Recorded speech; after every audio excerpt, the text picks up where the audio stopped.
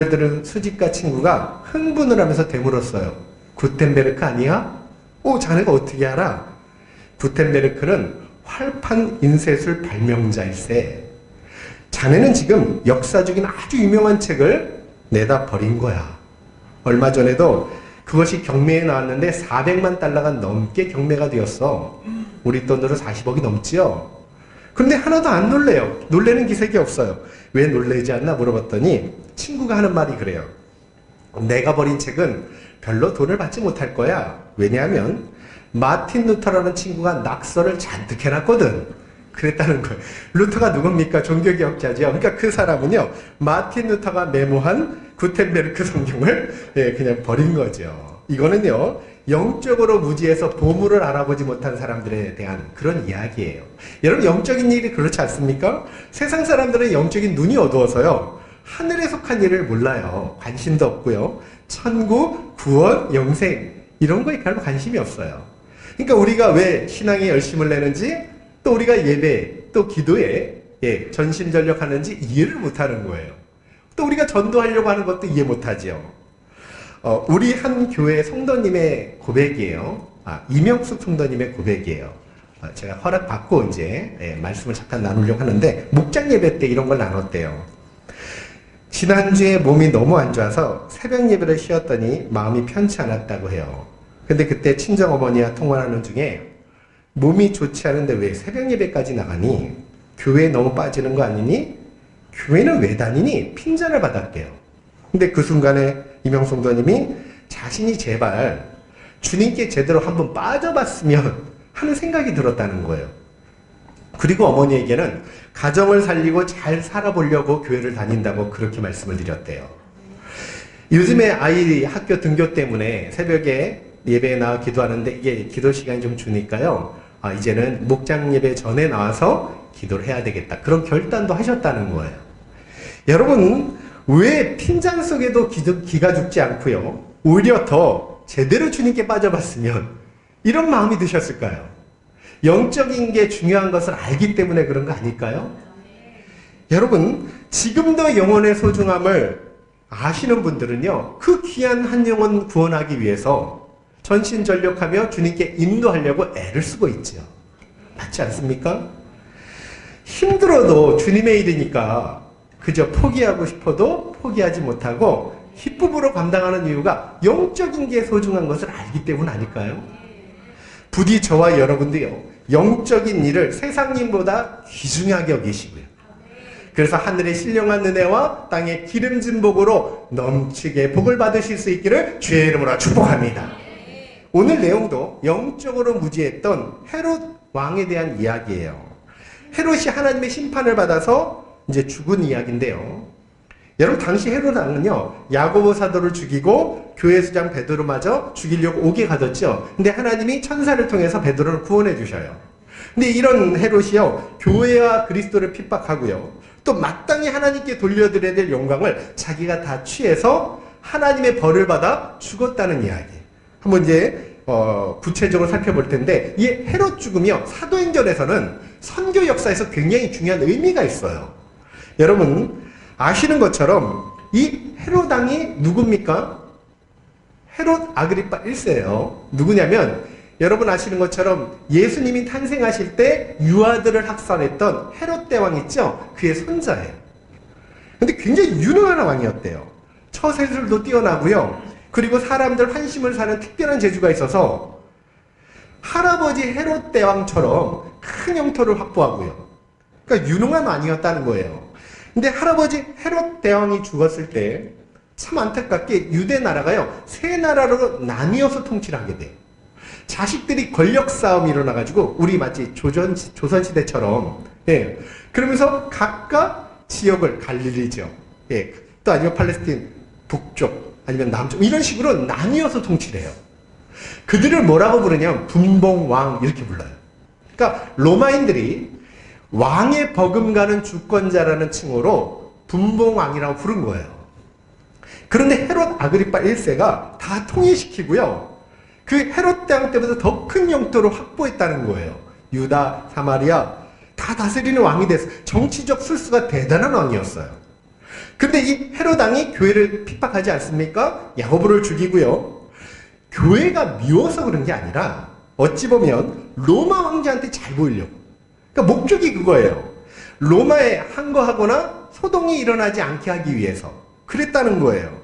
여러분, 로마 황제는요, 자기들 속국들이 평안하게 지내는 걸 원할 거 아니에요. 싸우지 않고요. 예, 로마에 대항하지 않고요. 예, 팍스 로마나라 그러죠. 로마의 평화를 원하지 않을 거예요. 그렇지 않습니까? 지금 그러려면 로마 황제 비위를 맞추려면 유대인들을 잘 통솔해야 되잖아요. 근데 유대 종교자들을 보니까 야고보를 죽였어요. 그들을 좋게 하려고. 근데 너무 좋아하는 거예요. 그래서 환심을 사기 위해서 베드로마저 죽이려고 옥에 가뒀다는 거예요. 지금 그런 상태예요. 헤롯 왕이 결국 하나님의 심판을 받아서 오늘 벌레 먹혀 죽였다 그러는데 한번 구체적으로 보세요. 자, 18절, 19절 한번 읽어볼게요. 자, 시작.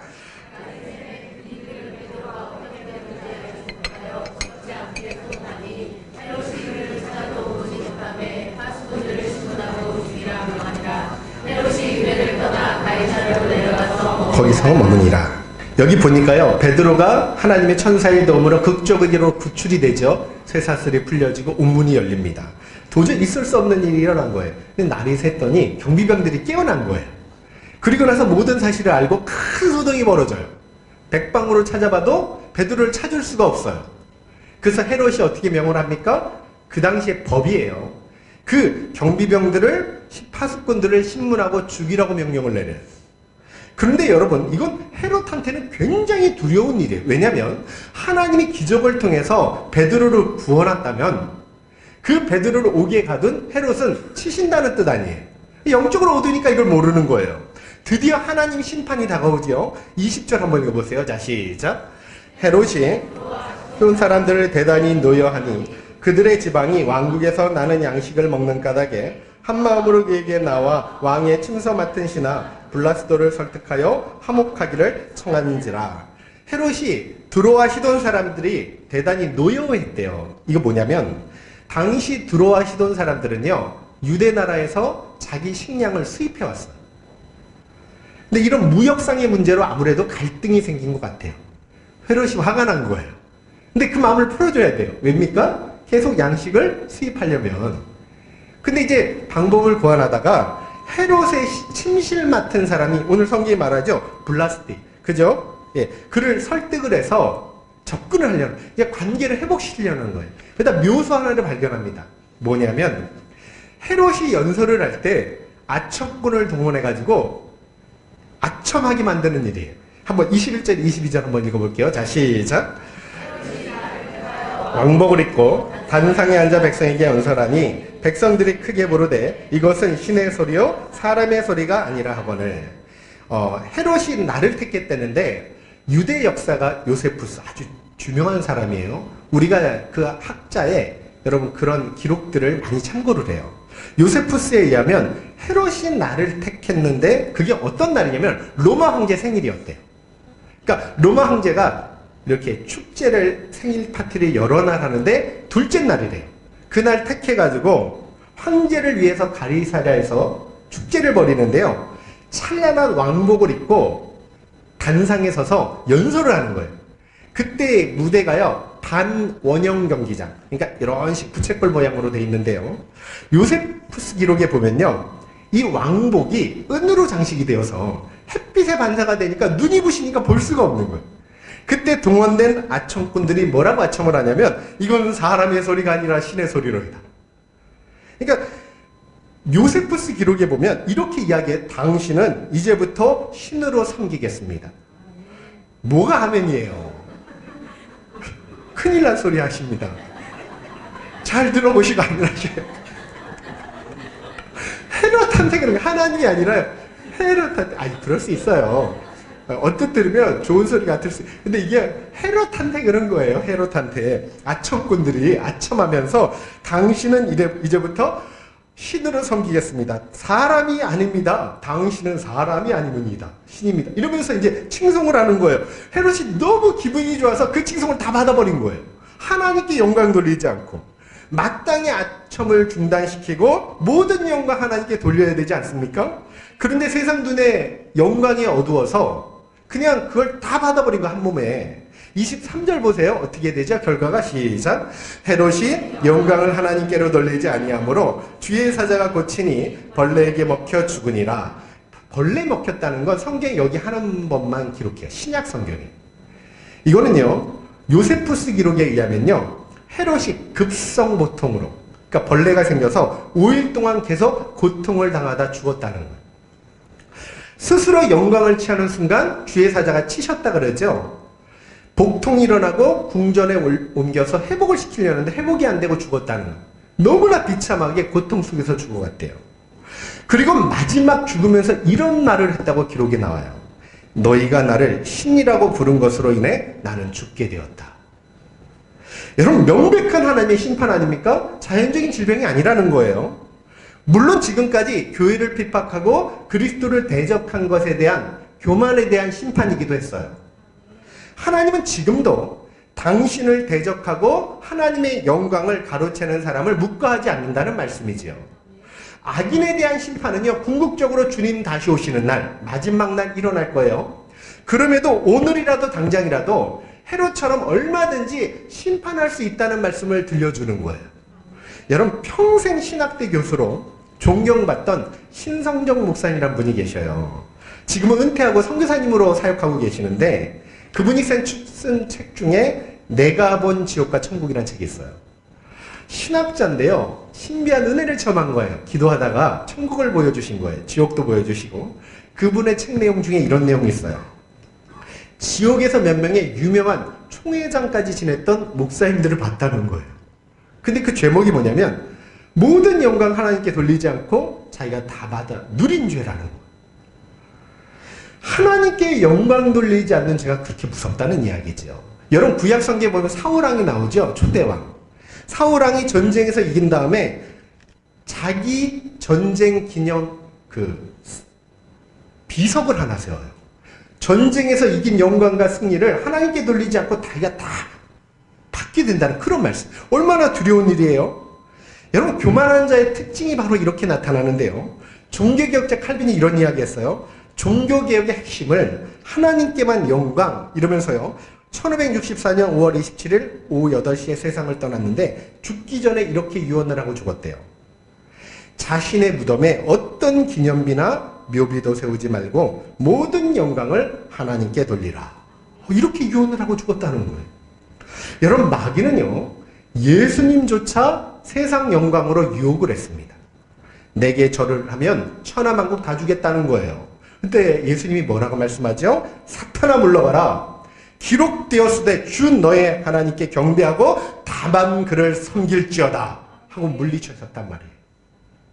우리 예수님도요, 당신이 하나님이면서 하나님의 아들이시면서 모든 영광 하나님 아버지께 돌렸어요. 여러분, 초대교회 아나니아 삽비라는요, 영광을 자기가 얻으려고 교회와 하나님까지 속이려고 했죠. 그래서 심판을 받아 죽어요. 예수님 시대 바리새인도요, 사람들로부터 영광받으려고, 인정받으려고, 사람에게 보이려고 기도하고 사람에게 보이려고 구제했어요. 그래서 예수님께 독사의 새끼들아, 그죠? 그러면서 심판받고 멸망을 받아요. 여러분, 한번 물어볼게요. 혹시요, 주의 일을 하다가 내 이름이 드러나길 원하시는 분 안 계신가요? 네, 안 계시다는 표정이신데, 교회 일을 하시면서 사람들이 안아주지 않는다고 시험에 드신 적은 없습니까? 내가 이렇게 수고하는데 아무도 안 알아주고. 이런 마음 안 품으셨어요? 아니면 아직도요, 사람의 눈을 하나님 눈보다 더 크게 생각하고 의식하며 살아가진 않나요? 사람의 칭찬을 하나님 칭찬받는 것보다 더 기뻐하고 계시지 않으신가요? 그럼 잘 생각해 보세요. 이런 일들이 하나님의 영광을 스스로 취하는 아주 무서운 행동이라는, 아주 두려운 일이라는 거죠. 그래서요, 어떤 이유가 됐던 우리 교회는 의지적으로라도요, 모든 영광 하나님께 돌릴 수 있는 힘쓰고 애쓰는 그런 복된 교회가 될 수 있기를 주의 이름으로 축복합니다. 절대 하나님의 영광을 취하지 않는, 의지적으로 영광 돌리는 게 뭔가, 그것이 바로 예배라는 거예요. 여러분, 우리가 감사로 예배 드릴 때 하나님은 홀로 영광을 받으신다는 말씀이에요. 누가복음 17장에 말씀하는데 문둥병자 10명이 예수님의 치유를 받아요. 고침받고, 근데 다 돌아가요. 사마리아 한 사람만 주님께 돌아와서 큰 소리로 하나님께 영광을 돌렸다고 말하는 거예요. 예수님 앞에 엎드려서 경배를 하죠. 감사하면서. 그걸 예배라고 말하는 거예요. 예수님은 그 믿음을 인정하시고 영혼 구원을 선포하셔요. 이렇게 하나님께 영광 돌린다는 건 감사로 주님께 예배한다, 영광 돌린다, 이런 말씀이라는 거예요. 지금도 세상 사람들은요, 하나님을 예배하지 않아요. 여러분, 모든 영광 홀로 취하죠. 그것처럼 안타까운 일이 없는 거예요. 진정 예배를 삶의 우위에 두시고요. 여러분 삶의 예배가 가장 소중하게 여기시고요. 날마다 예배를 사모하시고요. 또 특별히 모든 예배를 준비된 마음으로 정성을 다해 감사함으로 드릴 수 있는 복된 예배자가 다 될 수 있기를 주의 이름으로 축복합니다. 이왕이면요, 예배를 오늘 이제 광고했잖아요. 10분 전에 오셔서. 예, 오늘부터 이제 계속 그렇게 할 거거든요. 10분 전에 오셔서 기도로 준비하시고요. 하나님 앞에 준비된 마음으로 온전한 예배를 드릴 수 있기를 주의 이름으로 축복합니다. 그것이 하나님께 대한 예의고요. 또 교회의 덕을 위한 일이기도 해요. 왜냐면 이 시대 모든 교회들은요, 예배 시간이 다 달라요. 대형교회 다 달라요. 그죠? 네, 작은교회 다 달라요. 각각 공예배 시간을 정해서 성도들과의 약속이고 하나님과의 약속이거든요. 그때 예배 드리는 거예요. 모여서 교회마다. 그런데 그 약속 시간이 되면 우리 하나님께서 기다리신다는 거예요. 그 제가 새벽 예배도 말씀드렸듯이 저는요 29분 좀 지나면 올라와요. 시계 계속 보고 있다가요 30분 되면 할튼 맞춰서 물 한 번 마시고 예배를 올려드리려고. 하나님 기다리시니까. 우리도 마찬가지죠. 이 주일 예배도 마찬가지입니다. 또 교회도요 시간이 되면 한 마음으로 예배에 집중하려고 하죠. 근데 누군가 그 약속 시간을 어기면 어떻게 될까요? 교회는요 예배 분위기가 흐트러지고요 하나님께서도 그 사람의 온전한 예배로 받아들일 수가 없는 거예요. 이런 이유 때문에 예배 시간 엄수는 굉장히 중요한 신앙의 건덕이라고 이야기하는 거예요. 그래서 부디 저와 여러분은요 이왕이면 모든 예배 그래도 힘들게 나오셨잖아요. 하나님이 예배를 통해서 복을 주셔야 되잖아요. 하나님께 올려드리는 예배 드려야 되잖아요. 정말 우리 모두요 준비된 예배, 감사 예배, 정성을 다한 예배로 날마다 하나님께 영광 돌릴 수 있기를 주의 이름으로 축복합니다. 정말 그렇게 됐으면 좋겠어요.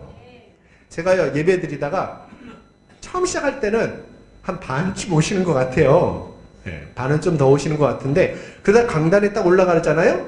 무궁화 꽃이 피었습니다 하는 것 같아요. 네, 어느새 채워졌는지 그러면 안 되죠. 그죠? 예. 여러분 또 기억하세요. 하나님께 영광 돌린다는 건 적극적으로 감사를 표현하는 거예요. 하나님은 우리 감사를 통해서 영광을 받으신다고 말씀하셨어요. 시편 50편 23절에 감사로 제사를 드리는 자가 나를 영화롭게 하나니 그 행위를 옳게 하는 자에게 내가 하나님의 구원을 보이리라. 여러분 감사가 하나님께 영광 돌리는 거예요. 그래서 작은 일에도 감사하시고 고난 중에도 감사하시고 아직 문제가 해결되지 않아도 범사에 감사할 수 있는 은혜가 있기를 주의 이름으로 축복합니다. 기도도요 감사로 드려야 되고요 예배도 감사로 드려야 하나님께서 영광을 받으시는 거예요. 감사가 영광 돌리는 거예요. 영광 돌리는 분이 있기를 원하시면 오늘도 감사하면 돼요.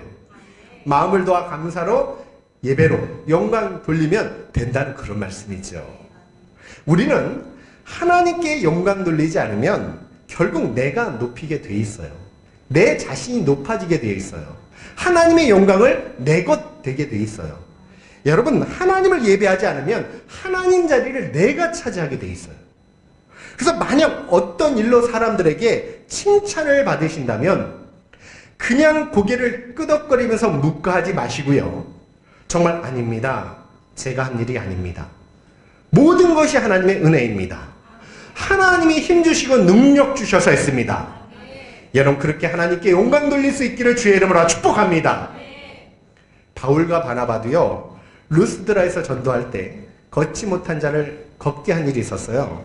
그때 루스드라 사람들이 흥분을 하면서 소리를 지릅니다. 이거는 신들이 사람 형상이 있고 이 땅에 내려왔다는 거예요. 그리고 바울과 바나바를 신으로 알고 경배를 하려고 그래요. 그때 바울과 바나바가 흥분을 하면서 옷을 찢으며 이렇게 이야기하죠. 여러분, 우리는 여러분과 똑같은 사람입니다. 만물을 지으신 하나님은 따로 계십니다. 그 하나님을 믿으십시오. 이러면서 외쳐요. 메시아의 길을 예비했던 세례 요한도요, 제자들이, 사람들이 다 이제는 예수님께서 세례를 받는 거예요. 그러니까 섭섭하죠? 요한한테 이야기했더니 세례 요한이 뭐라 그래요? 나는 그리스도가 아니니라. 나는 그의 신발끈을 풀기도 감당치 못하겠노라. 나는 물로 세례를 주지만 그분은 성령으로 세례를 주시니라. 그는 흥하여야겠고 나는 쇠하여야 하리라. 그때 주님이 너무 기뻐하시고요, 여자가 낳은 자 중에 세례 요한보다 큰 자가 없다고 극찬을 해주셨어요. 여러분, 왜냐하면 하나님은 이렇게 생각하세요. 우리가 주님을 높이잖아요? 그럼 하나님 아버지가 영광을 받으시고요, 또 우리 자신이 그것이 높아지는 길이에요. 왜냐하면 그렇게 주님이 약속을 해주셨어요. 하나님은 당신의 영광을 위해 우리가 스스로 낮아지면 우리를 높여주신다고 약속을 주셨어요. 그리스도를 위해 내가 낮아지면 때가 되면 존귀와 영광을 주신다고 하나님이 약속하셨어요. 예수님도 자신을 낮추니까 하나님이 어떻게 높여주시는지 한번 보십시오. 빌립보서 2장 9절 11절 크게 읽어보세요. 자, 시작. 이러므로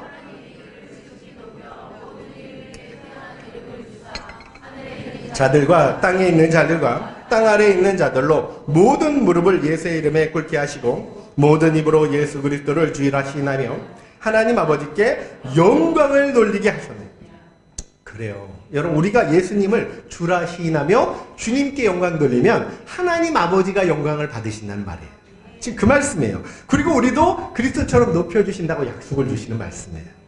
그래서 이제부터는요, 아무리 위대한 일을 하고 공로를 세웠다 할지라도 교회에서 남들이 봐도 큰 일을 행하고 칭찬을 받았다 할지라도 정말 모든 영광 주님께 돌려서 하나님 아버지께 영광 돌릴 수 있기를 주의 이름으로 축복합니다. 그런 교회가 되었으면 좋겠어요. 기억하세요. 살인죄, 간음죄보다 더 두려운 죄가 하나님의 영광을 도둑질하는 죄예요. 하나님의 영광을 자신이 취하는 죄고요, 하나님께 예배하지 않는 죄고요, 하나님께 감사하지 않는 죄예요. 아주 두려운 죄예요. 그래서 하나님께 예배 드리지 않는 사람들이 잘 되는 것 같이 보이죠? 여러분, 절대 부러워하지 마세요. 그거는 참복받은 게 아니에요. 그들이 권세가 있고 예배하지 않는데도 물질이 풍요하고, 그죠? 명예를 얻을지라도 절대 부러워하지 마세요. 그것 때문에 하나님과 멀어지고 더 예배를 못 드린다면 하나님의 진정한 축복이 아니라는 거예요. 여러분, 진정한 복은 하나님께서 우리가 예배를 드릴 때 예배를 통해서 흘려보내주시는 복이라는 거예요. 이걸 기억하셔야 돼요.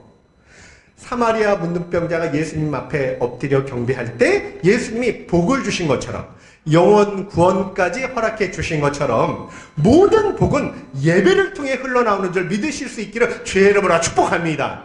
저는 이걸 확실하게 믿어요. 그래서 예배를 소중히 여기죠. 새벽 한 번의 예배를 드릴지라도 하나님이 받으시는 예배를 드리도록 준비하고요. 어떻게 드릴 수 있겠어요?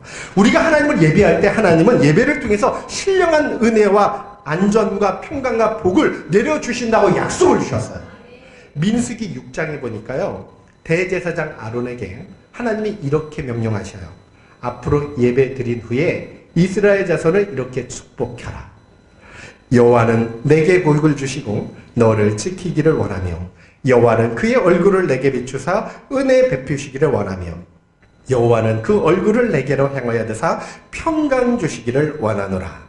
이같이 내 이름으로 이스라엘 자손에게 축복하면 내가 그들에게 복을 주리라.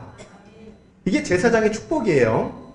여러분, 오늘 이 시간 예배를 통해서 여러분의 삶을 지켜주시고 평강 주시고 복을 주시길 주님의 이름으로 축복합니다. 예배를 통해서 받는 거예요. 신앙생활의 예배가 제일 중요해요. 저는 예배를 봐요. 그래서 직분자도요, 예배를 잘 드리는 사람이 세워져야 돼요. 그러니까 예배를 잘 드리면 복을 받을 수도 있고요, 예배를 잘 못 드려서 저주가 임할 수도 있다는 그런 말씀이에요. 성경에 계속 그걸 이야기하는 거예요. 예배가 중요하지요. 오늘도 질병이 1000가지가 넘는데요. 근데 우리가 그 질병들을 다 피해가면서 주님 안에 건강히 살아갈 수 있는 이유, 하나님이 우리를 지켜주시기 때문 아닙니까? 여러분, 이 예배를 통해서 우리 하나님이 우리를 보호해 주시고 복을 주시니까 주님 안에 잘 살 수 있는 거 아니에요? 하나님은 오늘도 예배를 통해서 저와 여러분에게 평강 주시기를 원하십니다. 은혜 주시기를 원하셔요. 예배를 통해 보호해 주시기를 원하셔요. 그래서 우리 삶에 예배의 시간보다 귀한 건 없어요. 여러분, 예배를 통해 하나님께 영광 돌리는 거고요. 그리고 예배를 통해 내가 영광을 취하는 게 아니라 하나님께 영광을 돌려드리는 거예요. 부디어 감사와 예배를 통해서 날마다 하나님 앞에 귀한 영광 돌려드려 끝까지 영혼이 잘 되고 평안하고 형통한 삶이 저와 여러분의 삶이 될 수 있기를 주의 이름으로 축복합니다. 세상 일과 예배 겹치면요, 세상 일 포기하시는 그런 믿음의 역사가 우리 교회에 일어날 수 있기를 주의 이름으로 축복합니다. 결말을 보세요. 예배를 소중히 여기는 사람이 잘 될 줄 믿습니다. 분명해요. 그건 틀림없어요. 예배를 소중히 여긴다는 건 하나님을 소중히 여긴다는 거예요. 네. 모든 영광 하나님께 돌려드린다는 거니까. 네. 이왕이면 그 축복의 주인공이 저와 여러분이 되었으면 좋겠습니다. 그런 옆에 분한테 한번 마지막으로 이렇게 인사할까요? 네. 복의 주인공이 됩시다. 모든 영광 하나님께. 네. 정성을 다한 예배 드립시다. 네, 꼭 기억하십시오. 예, 이제 우리 다 같이 일어나셔서 찬양하고 또 기도하겠습니다.